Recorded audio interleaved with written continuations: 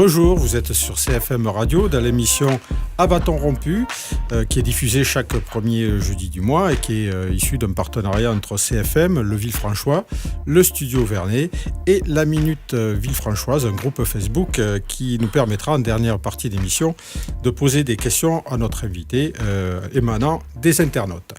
Nous recevons aujourd'hui Guy Peuzet, un militant écologiste d'Europe Écologie Les Verts qui a été candidat sur la deuxième circonscription de l'Aveyron lors des dernières législatives. Mais au-delà de ça, Guy Peuzet est aussi un militant de longue date engagé dans des associations locales, comme notamment l'association Sereine qui s'opposait à un projet d'enfouissement de déchets nucléaires sur le massif granitique de Samessa. Et donc, il est également aussi très actif au sein du réseau Sortir du nucléaire. Bonjour Guy Peuzet. Bonjour. Voilà, donc ma première question, d'abord ravi de vous accueillir sur le plateau. Ravi également, en tout cas honoré d'être dans cette émission. Voilà, ma première question, Monsieur Peuzet, c'est comment se porte le mouvement de l'écologie en ce moment, après le départ fracassant de Nicolas Hulot du gouvernement ? Je peux parler du mouvement de l'écologie, en particulier d'Europe Écologie peut-être, et de ce que je vois aussi sur tout ce qui concerne le nucléaire. Après, il y a d'autres associations écologistes avec lesquelles on a été amené plus ou moins à travailler, à discuter.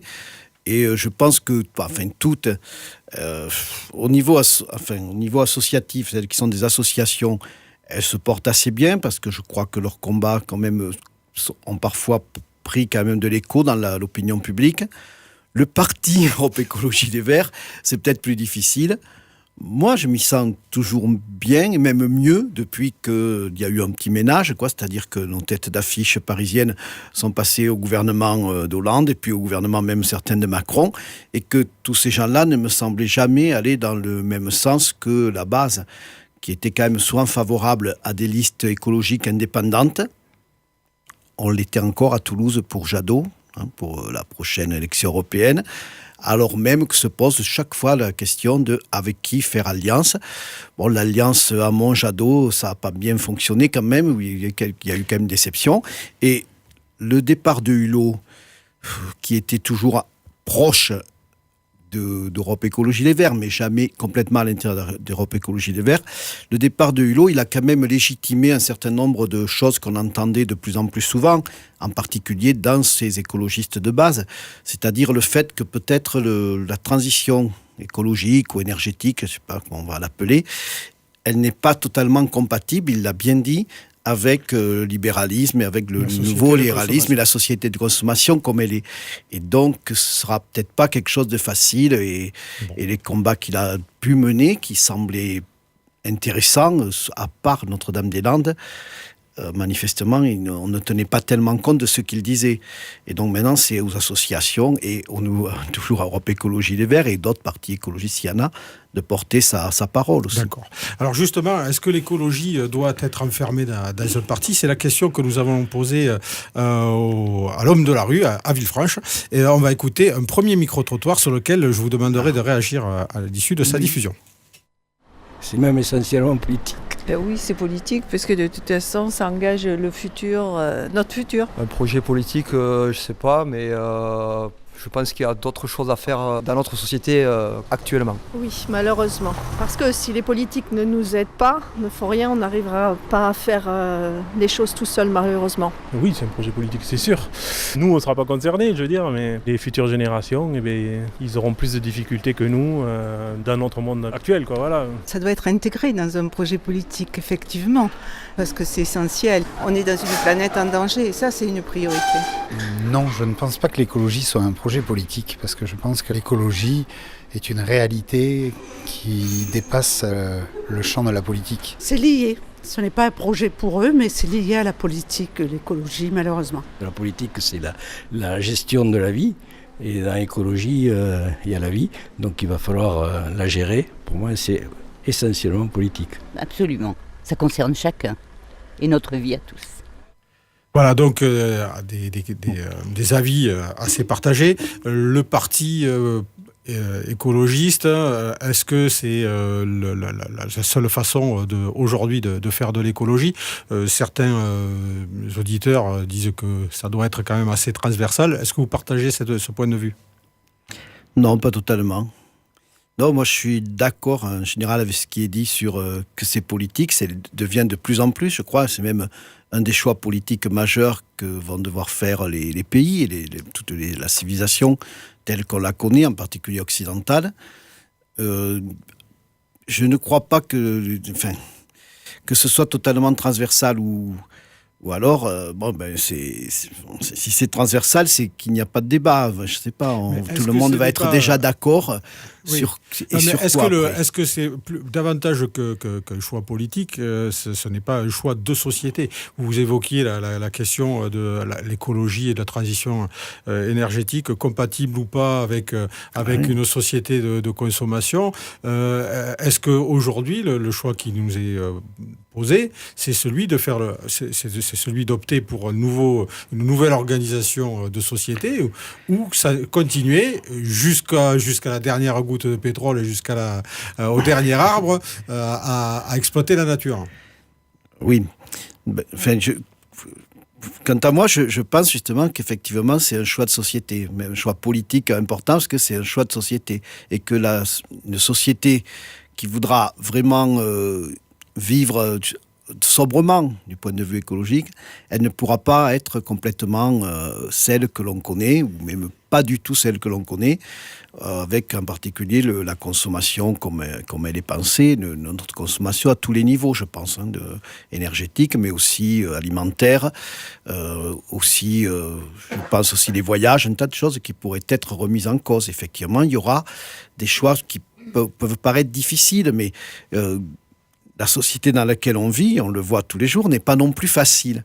Quoique il y ait de la croissance, quoi qu'il y ait, soi-disant, une augmentation encore du pouvoir d'achat ou pas, elle n'est pas facile pour la plupart des gens. Mais est-ce que, justement, le fait d'opter pour ce choix de société, finalement, ça se résume à un retour en arrière, comme c'est souvent présenté avec le retour à la bougie et aux chevaux de trait? On sait bien que non, ça peut pas être un retour en arrière non plus.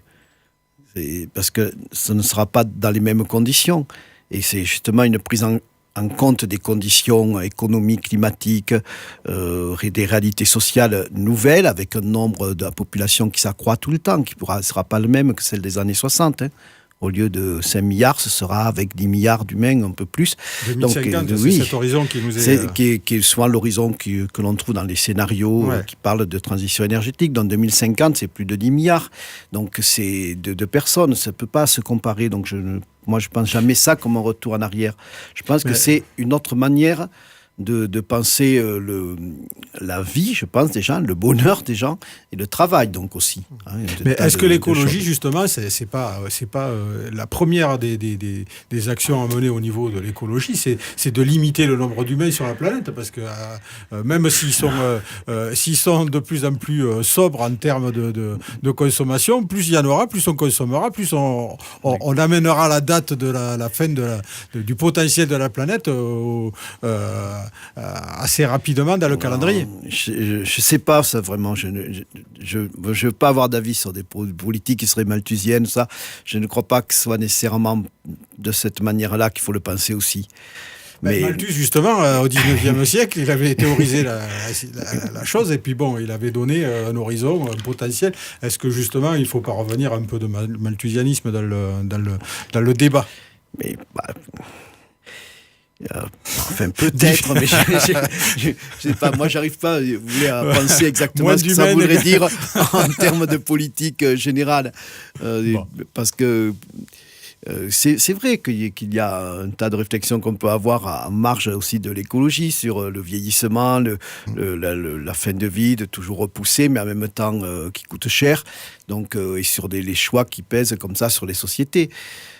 Moi, je suis pas capable de répondre à toutes ces questions-là. Ces questions-là sont bien évidemment... mais m'intéressent, bien sûr, très de commencer à et puis volontairement provocatrices, parce que le choix d'une société, ça peut aller très loin dans ce choix-là. Oui. Et qu'est-ce qu'on peut... mais déjà, je crois que justement, ce qui est préoccupant, quoi, et en particulier pour les plus défavorisés, c'est tout ce qui concerne le changement climatique, parce qu'on avait beau le nier peut-être encore il y a une dizaine d'années, j'ai l'impression que maintenant c'est difficile de nier qu'il y a un changement climatique. Eh bien, on va en parler dans notre prochaine partie d'émission. Et que les conséquences sont lourdes, et en particulier elles seront lourdes pour les plus pauvres, les plus défavorisés. C'est pour ça que ça ne peut pas aller sans justice sociale non plus. Très bien, on en parle dans la prochaine partie de notre émission, dans laquelle on va parler notamment des sources alternatives d'énergie. On vous invite à écouter maintenant une brève pause musicale que vous nous avez suggérée. Alors c'est Alain Bachung, Fantaisie musicale. Pourquoi ce choix ? Fantaisie militaire. Ah pardon, fantaisie militaire. Pourquoi ce choix Bachung? Parce qu'il me manque beaucoup. 10 ans bientôt que Bachung est mort, 10 ans en tout cas que je l'ai vu en concert. Le dernier concert que j'ai vu d'Alain Bachung à Metz, c'était 4 ou 5 mois avant sa mort. Et c'est vrai que moi, dans la musique, en général, le rock français ou la musique qui m'intéresse en France, c'est une personne qui manque et qui n'a pas été remplacée. Un poète, un musicien. Ah, oui, voilà, un texte bizarre mais intéressant et toute une capacité aussi à changer à chaque disque, qui me semble avoir dans ce disque-là, Fantaisie militaire. Par contre, il me semblait être au sommet de ce qu'il pouvait faire. Très bien, on l'écoute. Si vous nous rejoignez, vous êtes sur CFM, vous écoutez l'émission À bâton rompu, en compagnie de Guy Peuzet, militant écologiste engagé au sein d'Europe Écologie Les Verts. Nous venons d'aborder la question de l'écologie en tant que parti politique. Nous allons maintenant entendre un micro-trottoir où nous avons sondé les Villefranchois pour leur demander si l'écologie devait désormais passer avant les impératifs économiques. Ça va être une des priorités, oui, bien sûr. Il faudrait, oui, passer au-dessus des intérêts économiques. Mais après, tout le monde n'a pas les moyens de payer plus des choses pour protéger l'écologie. Ah oui, c'est clair. On a des économies qui sont absolument pas tournées vers l'écologie, voilà. L'écologie, pour moi, c'est une priorité pour tout le monde. L'économie doit être au service de l'écologie. Et ce qui n'est pas forcément le cas, c'est exactement l'inverse. Oui, parce que les impératifs économiques ne concernent qu'une partie de la population. Justement, non. Si on parle écologie, on parle subvention, ces sommes d'argent-là, on devrait les mettre autre part. Il faudrait, mais malheureusement, les lobbies ne le permettent pas toujours. Bien évidemment, elle ne doit pas tenir compte de l'économie. C'est une espèce de besoin vital qu'on a, comme manger ou dormir. Donc, Guy Peuzet, concilier l'économie et l'écologie, est-ce que c'est l'équation impossible ou est-ce qu'il y a des possibilité finalement d'aménager notre système économique pour qu'il puisse être compatible avec l'écologie? Enfin, c'est pour ça qu'on essaie de lutter ou de se battre quand même, pour qu'il y ait effectivement une transformation aussi du système économique, je crois, pour pouvoir intégrer la dimension écologique, énergétique, tout ça à venir. Parce que je vois mal, évidemment, moi je suis assez d'accord avec ce qui est dit au début, quand on dit c'est plus important même que l'économie. Ça devrait justement peut-être même dicter une transformation de l'économie. Puisque on voit quand même que l'agriculture, c'est l'industrie, c'est aujourd'hui comment le commerce, les services, voilà, la santé, tout. Ça fait comment concilier justement l'exploitation, des ressources pétrolières avec l'écologie? Est-ce que aujourd'hui, ce qui se passe dans la rue avec le mouvement des Gilets Verts ne prouve pas qu'il y a une limite aussi à la capacité qu'ont les Français de changer de modèle? Mais les gilets ont changé de couleur. Non, c'est des gilets jaunes. C'est vrai, c'est des gilets jaunes. Pardon, vous m'avez parlé de gilets verts tout à l'heure. C'est des gilets jaunes. Oui, le gilet vert, c'est peut-être celui que je porte. Non, il est noir. Mais oui, il faut essayer de le concilier. Et pour ça, justement, le problème de l'économie libérale comme elle est mise en avant par l'Europe, avec des politiques assez difficiles sur les déficits, comme ça, et contraignante pour les États, elle ne semble pas compatible à cause du lobbying aussi, il y a aussi, avec une politique réellement écologique. C'est ce qu'a dit un peu notre ami Hulot quand il est parti du gouvernement. Il l'a dit même assez clairement, et c'est la première fois qu'on l'entendait aussi clairement. Mais depuis, ils font comme s'ils n'avaient rien dit de ce point de vue-là, et on continue à faire parfois en tout cas en France, par rapport à ce qui motive les Gilets jaunes aussi. On continue à faire une politique écologique plutôt punitive, qui est incitative vraiment, plutôt punitive, et contradictoire, pas du tout cohérente. Par exemple, on augmente l'essence, mais on n'est pas en train, alors qu'il faudrait peut-être habituer les gens à sortir du tout essence, du tout pétrolier. Puisque vraiment le CO2 c'est un problème, il faut remettre en question beaucoup de nos manières de vivre et de se déplacer, ainsi de suite. Donc je crois que vraiment ça devrait être ça, des taxes. Je pense que c'est nécessaire une taxe carbone. Je le pensais déjà au moment des gilets rouges. Mais ou des bonnets rouges. Le problème de l'économie, de concilier l'économie avec l'écologie, il y a quand même quelque chose qui ressort aussi de tout ça, c'est que est-ce que nous, à notre échelle, au niveau d'un seul pays comme la France, qui dégage à peu près 0,9% de tout le CO2 de la planète, on peut changer les choses si jamais on est les seuls à le faire et si... Mais plein de pays se sont engagés dans des démarches comme ça, en particulier du mandat COP21. Ah oui, on a vu ce que ça a donné au niveau des États-Unis. Voilà, on s'est trop félicité du succès de la COP21, que je ne croyais pas d'ailleurs un grand succès, puisqu'il n'y avait pas d'engagement contraignant. Et donc, tant que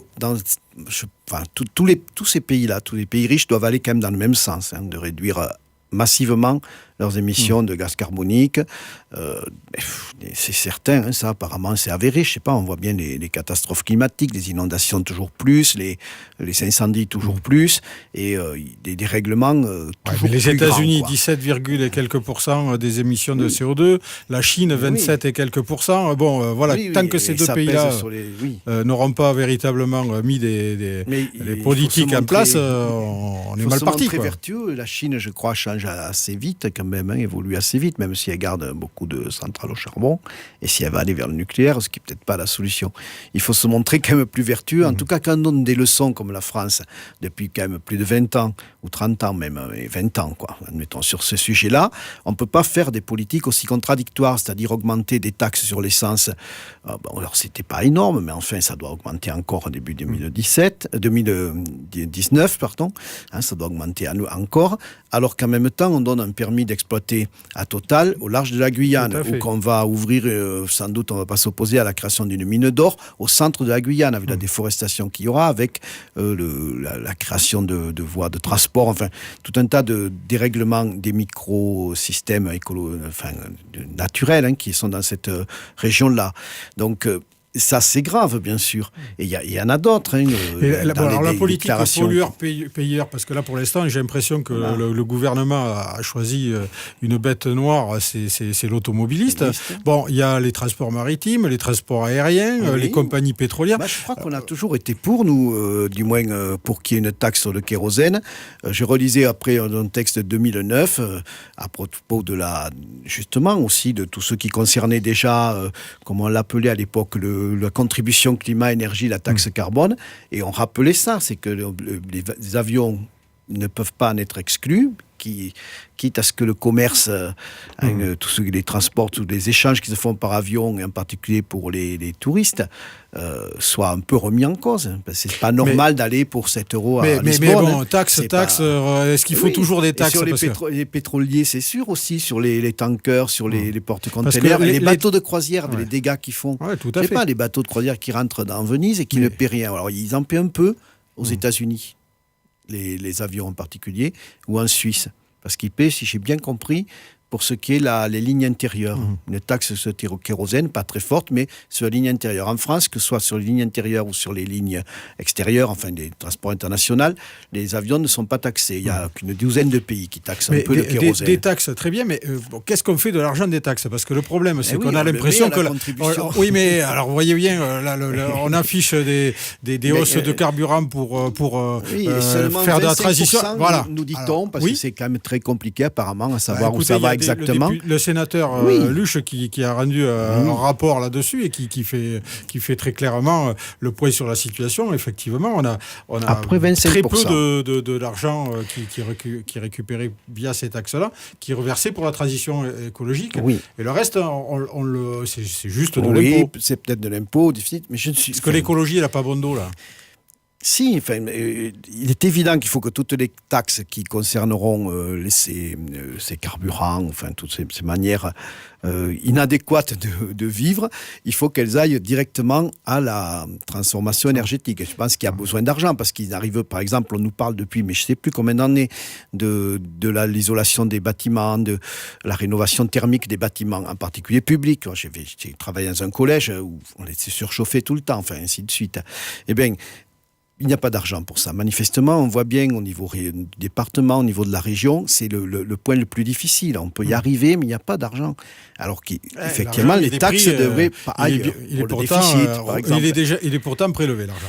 Mais d'autre part, je ne veux pas non plus faire dire que je serais contre des impôts, parce que c'est quelque chose dans le mouvement des Gilets jaunes avec lesquels je ne pourrais pas être d'accord. Oui, je suis favorable à ce qu'il y ait des prélèvements d'impôts, mais juste, qu'il y ait une justice sociale, mais des prélèvements d'impôts sur les riches, par exemple l'ISF, certes, mais aussi sur tous les gens, parce que c'est un outil. Présent, on va dire, et non, justement, ils ont fait le contraire. Non, c'est une politique qui est tellement mauvaise et incohérente et qui est menée, mais on pouvait s'y attendre. Macron, ça n'a jamais été quelque chose de nouveau, quand même.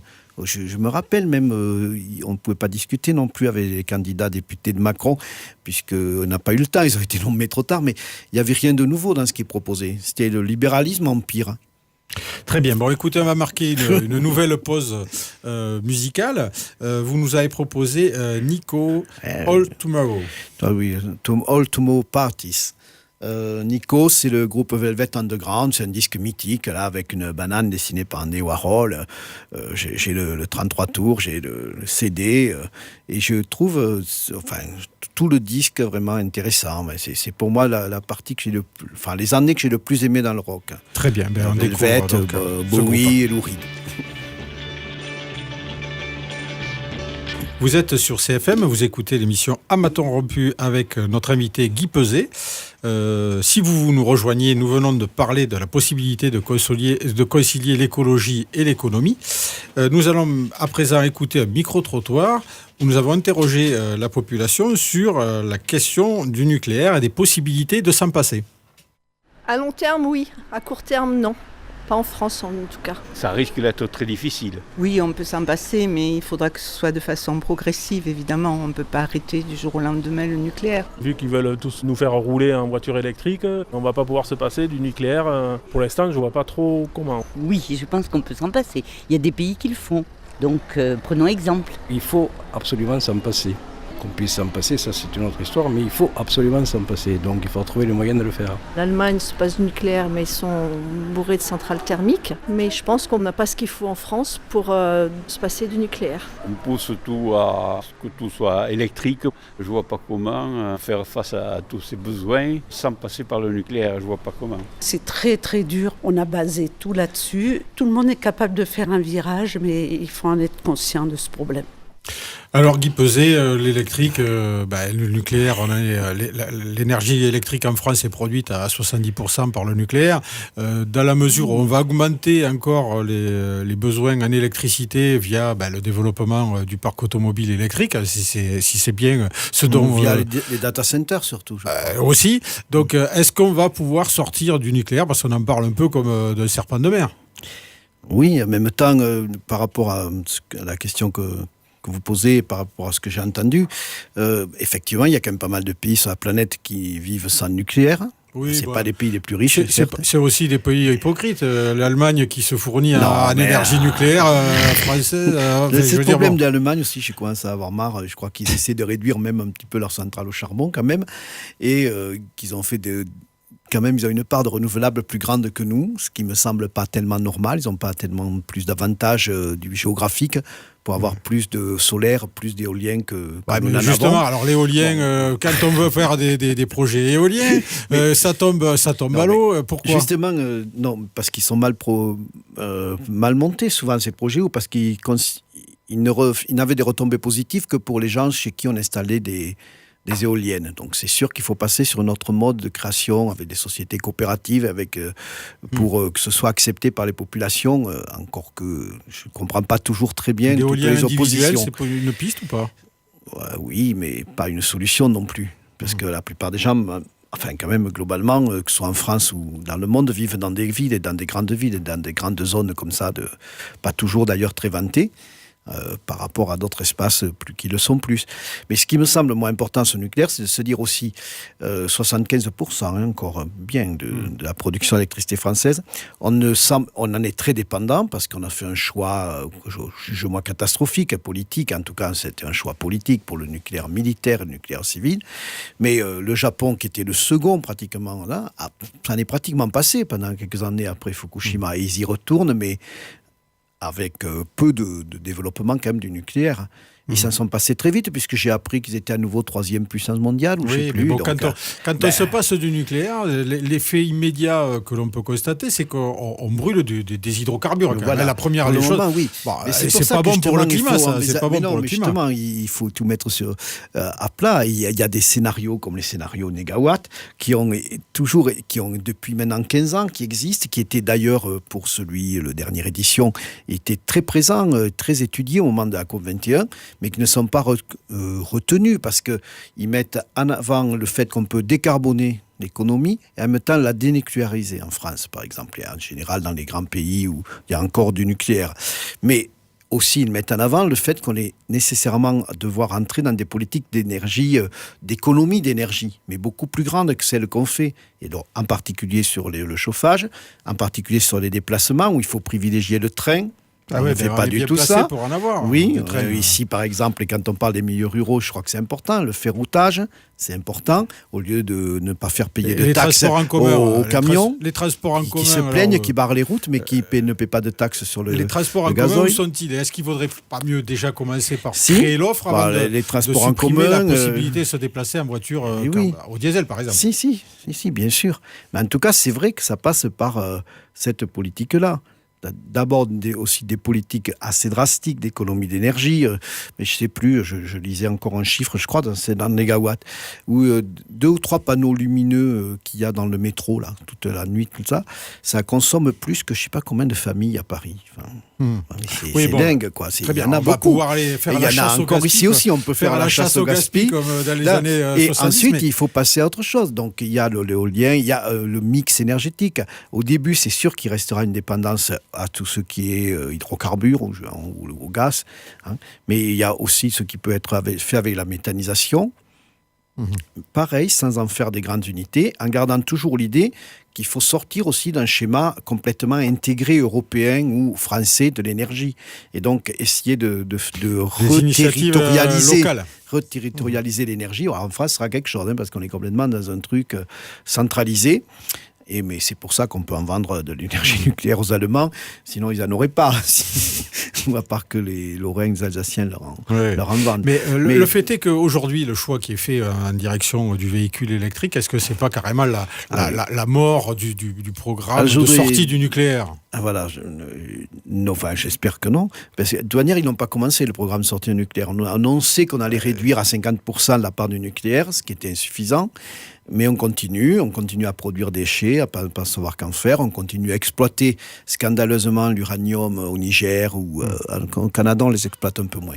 Mais enfin, au Niger surtout. Si on n'exploite pas l'uranium, on exploitera le lithium pour faire des batteries. Mais justement, les gens qui...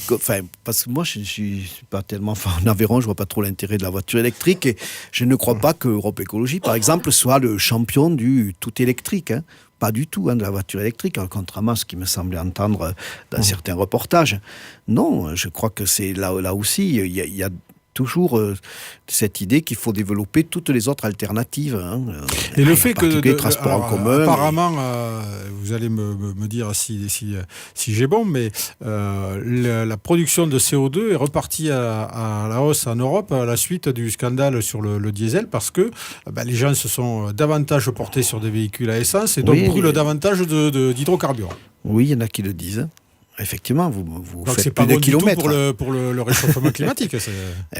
Non, mais en tout cas, l'alternative électrique, elle est infime pour le moment. Bon, après, je suis sûr que sur le CO2, à la ville, on est bien d'accord. Oui, c'est plus adapté à la ville et à des petits déplacements. Après, sur le CO2, c'est sûr qu'elle est Parce plus que propre. le diesel, en réalité, mais le diesel, est-ce que c'est pas quand même une problématique de ville au départ? Parce qu'on parlait particules fines et autres pollutions qui pourraient être induites par le diesel, ce qui reste à prouver au niveau des dernières générations de... Non, mais des dernières générations de diesel, on n'est plus tout à fait sur la même chose. Mais est-ce que justement, le diesel, bon, pourquoi pas le bannir des villes, mais à la limite, mais le garder pour les trajets dans la campagne? Mais justement, dans des scénarios qui allaient jusqu'en 2050, comme le scénario Négawatt, on voit bien qu'il y a cette possibilité que justement, peut-être pour certains nombres de transports essentiels ou qui sont dépendants dans les campagnes, il faut garder l'essence, le pétrole, bon, soit la forme diesel ou une forme d'essence. Mais c'est certain, on ne peut pas imaginer comme ça, même en 2050, qu'on s'en passera complètement. Mais ce qui me semble, moi, important, c'est de mettre sur la table toutes les questions chaque fois et de s'engager. Alors, comment vous faites pour vous engager? Soit vous incitez avec des compensations, et il faut qu'elles soient justes socialement, parce que la demande de justice sociale qu'expriment les Gilets jaunes, par contre, ça, elle est évidente en France. C'est quand même cette histoire de Gilets jaunes, c'est quand même un peu le combat d'une forme de ruralité, enfin en tout cas contre... Certains, mais aussi de rurbanité. Tous les gens qui sont éloignés des centres-villes parce qu'ils ne peuvent pas payer aussi le prix des loyers en centre-ville ou de se payer un appartement dans les centres-villes attractifs et qui se retrouvent loin de leur travail. Bon, je crois que c'est quand même ce problème-là. Justement, l'aménagement du travail, c'est peut-être aussi un gros défi écologique. Oui. Ramener le travail peut-être à la maison, ça à la peut mesure être du possible avec le télétravail, non, quand même, oui, il peut y avoir, mais il y aura des mutations de ce type-là. Donc, on peut travailler chez soi, pas forcément quand on est seulement malade. Oui, on peut travailler chez soi. Bon, en même temps, si vous voulez, je crois que socialement, la convivialité qu'il y a par le travail, les échanges, ils font du bien à une société. Parce qu'une société où on ne communique plus que par les réseaux sociaux, ça prend le chemin. Oui, c'est ce qui est difficile. Et justement, ça donne cette espèce d'hystérie un peu des crises politiques. D'autant plus que l'État, et alors en particulier Macron là-dessus, ça a été terrible, quoi. C'est quelqu'un qui ne croit pas du tout aux corps intermédiaires. Alors que moi, justement, si je fais de la politique, on ne veut pas dire que je fais vraiment de la politique, mais tout de même, je suis présenté aux élections, c'est que je crois à la démocratie représentative, comme elle fonctionne. Je ne crois pas qu'il y ait tellement de meilleurs systèmes. Et je crois au corps constitué. Effectivement, et je crois qu'il faut mieux qu'il y ait des syndicats qui reprennent clairement des revendications. Je crois que c'est bien qu'il y ait des associations, je le vois bien dans le domaine culturel, avec le cinéma, et j'aimerais qu'on nous entende, hein, qu'effectivement, on s'appuie sur le travail des associations. Je vois quand même le sport en France, s'il n'y avait pas des associations. Comment ça pourrait bien fonctionner. Et je trouve que Macron, il s'est vraiment coupé de ce monde-là, du monde associatif, de tout ce qu'il y avait entre lui et le pouvoir. C'est un peu le jeu de la présidentielle en France. On élit un homme et puis il va dialoguer directement avec le pays. Ça l'intéressait. Maintenant, il y est dans ce dialogue. Et ce dialogue, par les réseaux sociaux, tout ça, c'est... les réseaux sociaux, justement, Guy Peuzé, je vous propose de les consulter à l'issue de cette pause musicale. Donc, vous nous proposez avec Sanseverino le swing du président. Il y a un anti-nucléaire qui parle bien des déchets, du legs que c'est le nucléaire, une énergie sale, dangereuse et coûteuse. Voilà. On écoute Sanseverino. À nous la gloire! Peace and love, mon président. Vous êtes sur CFM, vous écoutez l'émission À bâton rompu avec notre invité Guy Peuzé, militant écologiste. Si vous nous rejoignez, nous venons de parler du nucléaire et nous désormais, en partenariat avec le groupe Facebook La Minute Villefranchoise et CFM qui a également posé des questions dans la rue au Villefranchois, on vous propose de vous faire entendre les questions émanant de la population villefranchoise. Bonjour, je m'appelle Camille, j'habite à Nice. Voici ma question. Pourquoi, selon vous, est-il préférable de consommer local ? C'est une bonne question parce qu'on n'avait pas parlé de cette problématique. Parce que déjà, je pense que surtout le prix, le coût écologique des marchandises produites localement est bien plus faible que celle des marchandises produites ailleurs dans le monde, en particulier et exportées. Et importé donc depuis, l'Asie par exemple. Mais localement aussi parce que pour la traçabilité des produits, en particulier pour ce qui est d'agriculture, on peut avoir un meilleur suivi, on peut avoir plus de confiance. Je crois que c'est important de restaurer de la confiance entre ce que mangent les gens, les consommateurs donc, et les producteurs. Moi, je pense aussi qu'il faudrait que ce soit payé à un meilleur prix, même justement ces produits localement. C'est bien de faire vivre aussi des gens du coin. Et oui, on n'est pas loin de saveurs paysannes ici, et c'est tout à fait intéressant la démarche qui anime ce genre de regroupement de producteurs et ce lien avec le consommateur. Donc ça, vraiment à fond pour la consommation locale. Une autre question ? Bonjour, je m'appelle Caroline, je réside à la Bastide-l'Évêque et je me demande comment peut-on gérer, voire stopper la progression du plastique dans nos mers, le 6e continent. Oui, la question du plastique. Qu'en faire lié aussi aux questions quand même de la pétrochimie en général et donc cette dépendance. Alors peut-être ça pourrait passer si on ne trouve pas d'autres moyens d'en fabriquer, mais il faut effectivement essayer déjà de réduire aussi toute la fabrication de plastique, ce qui est difficile vu qu'il a envahi quand même beaucoup de secteur de nos consommations quotidiennes, quoi. Que ce soit des objets, et puis même toute forme d'objet. Ensuite, moi, j'ai pas de solution miracle, justement, sur ce 6e continent. Sinon, qu'il faut s'en préoccuper et commencer à réduire, mais drastiquement. Arrêter de jeter nos déchets aussi à la mer. Oui, par exemple, aussi à la mer, puisqu'on voit que partout, ce problème-là se pose. Et déjà beaucoup dans les pays riches et beaucoup aussi dans les pays les plus pauvres. En voie de développement. Peut-être des fois, oui. Très bien. Donc ça, vraiment difficile. Nous allons prendre une 3e question.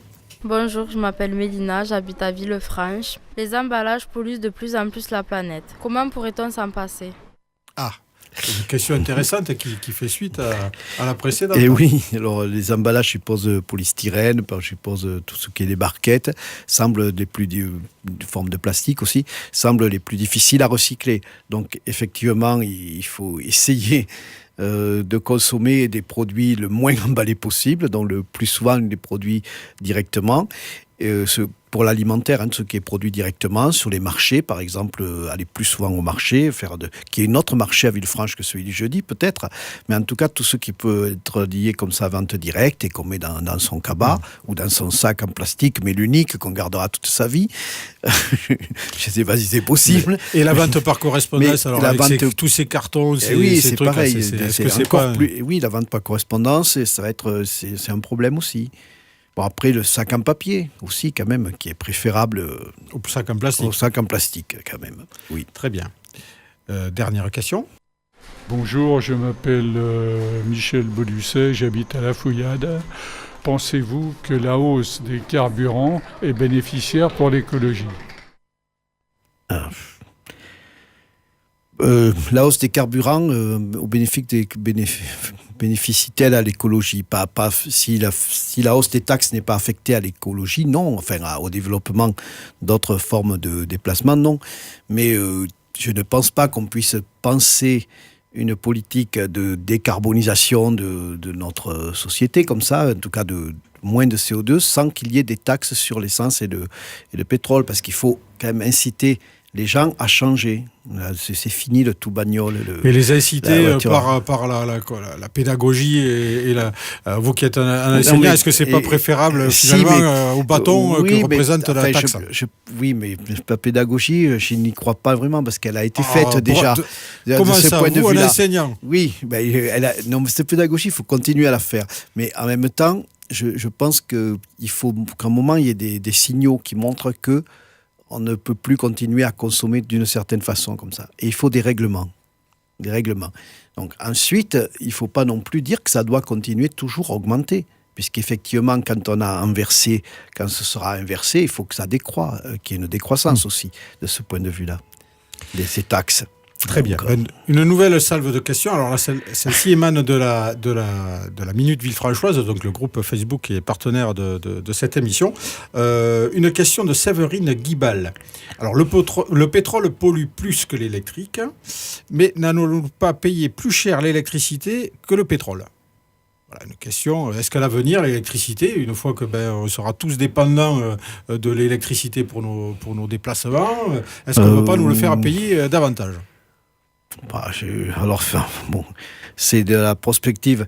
Je ne sais pas, je pense que c'est possible aussi que ça paye plus, parce que le pétrole, longtemps, on n'a pas du tout payé cher, parce qu'on l'a pris à des pays qui acceptaient des conditions scandaleuses, au fond. Et en tout cas, ils n'en vivaient pas. Ce n'est que quelques sociétés et quelques riches manias du pétrole qui pouvaient vivre avec ça. Si on l'avait payé au prix réel, pardon, ça aurait été beaucoup plus cher. On aurait été plus économe. Oui. Une question d'Alex André. Que pensez-vous du bioéthanol ? Le bioéthanol, comme tous les carburants bio, tout ça, donc oui, ça peut être une solution. Enfin, il faut qu'il y ait de la recherche aussi sur la biométhanisation, sur le bioéthanol, sur d'autres formes peut-être de production de carburant, mais pas que ce soit justement une production toujours massive, quelque chose qui soit pour l'exportation par exemple, ou même pour produire ici, par exemple à la Villefranchoise, qu'on va consommer en Alsace, ou je ne sais plus, dans le Nord. Donc je crois que c'est quand même souvent local, et qu'il faut éviter ce qui s'est passé avec biocarburants, genre au Brésil, avec déforestation, avec beaucoup d'hectares d'agriculture qui sont partis en fumée. Est-ce que la terre agricole, elle n'est pas avant tout destinée à produire pour nourrir la population? Si, mais pour ça, il y a des possibilités encore quand même. Très bien. Une autre question de Richard Hon. L'huile de palme est dangereuse pour l'environnement. Pourquoi on continue à la produire et à la commercialiser ?